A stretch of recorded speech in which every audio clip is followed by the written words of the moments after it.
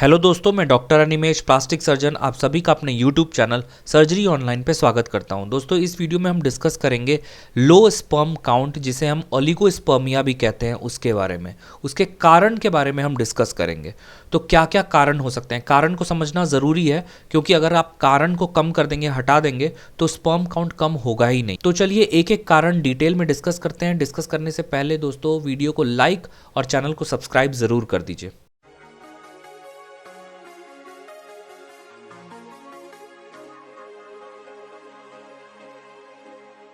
दोस्तों, low sperm count या oligospermia कब कहा जाता है? तो देखिए, अगर 1 ml सीमेन में 15 मिलियन से कम स्पर्म होते हैं तो उसे ओलिगोस्पर्मिया कहते हैं।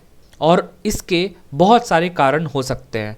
पहला कारण होता है हार्मोनल इम्बैलेंस। अगर बॉडी में टेस्टोस्टेरोन कम होगा और प्रोलैक्टिन ज़्यादा मात्रा में होगा तो ये स्पर्म के प्रोडक्शन को अफेक्ट कर सकते हैं और स्पर्म काउंट को कम कर सकते हैं। दूसरी कंडीशन होती है वेरिकोसील।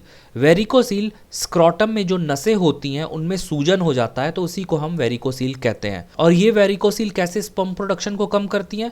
वेरिकोसील में जो नसें होती हैं उसमें खून बहता है और खून के बहने से वो एरिया गर्म हो जाता है और गर्म होने की वजह से ही स्पर्म का प्रोडक्शन कम हो जाता है। फिर कुछ मेडिकल कंडीशन होती हैं, जैसे किडनी डिजीज या फिर डायबिटीज या ऑटो इम्यून बीमारियां होती हैं, जिसमें स्पर्म का प्रोडक्शन कम हो जाता है। अगर स्पर्म जहां बनता है, जिसे हम एपिडिडमिस कहते हैं, उसमें अगर इन्फेक्शन हो जाए, जिस कंडीशन को हम एपिडिडमाइटिस कहते हैं, या फिर कोई सेक्सुअली ट्रांसमिटेड डिजीज हो जाए, तो उसमें भी स्पर्म का प्रोडक्शन कम हो सकता है।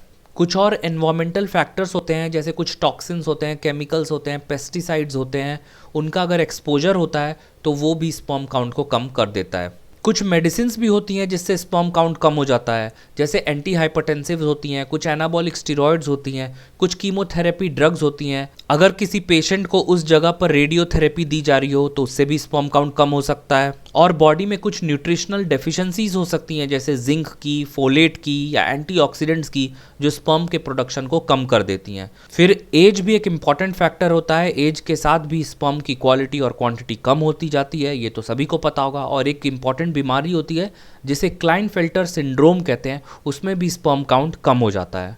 दोस्तों, अब सबसे इम्पॉर्टेंट चीज़ जो हर किसी को ध्यान रखना चाहिए वो है लाइफस्टाइल।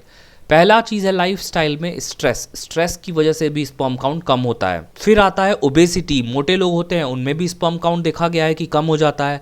अल्कोहल और स्मोकिंग तो स्पर्म काउंट को कम करता ही है, तो सभी को पता होगा, इसलिए स्मोकिंग और अल्कोहल बिल्कुल नहीं करना है। कुछ लोग बोलते हैं कि मिंट वाला स्मोक करने से स्पर्म काउंट कम होता है, तो ऐसा नहीं है। कोई भी स्मोकिंग, किसी भी तरह का सिगरेट, बीड़ी, तंबाकू लेने से स्पर्म काउंट कम होता है।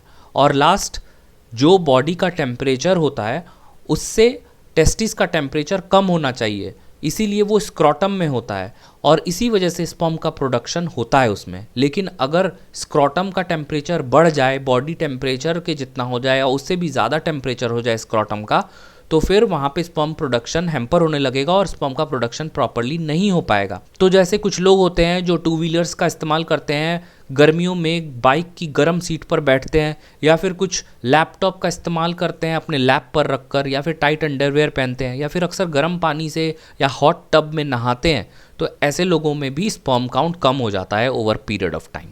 दोस्तों, उम्मीद है वीडियो में दी गई जानकारी पसंद आई होगी। इससे रिलेटेड मैं और भी जानकारी लेकर आऊँगा। वीडियो को लाइक कीजिए, चैनल को सब्सक्राइब कीजिए, और जिन लोगों को भी लगता है कि वीडियो शेयर करना चाहिए उन्हें ज़रूर कीजिए, क्योंकि ऐसी ही वीडियोज़ हमारे चैनल पर आती रहेंगी और आप लोगों को इन्फॉर्मेशन नई नई मिलती रहेगी। मिलते हैं दोस्तों अगले वीडियो में, तब तक के लिए टेक केयर।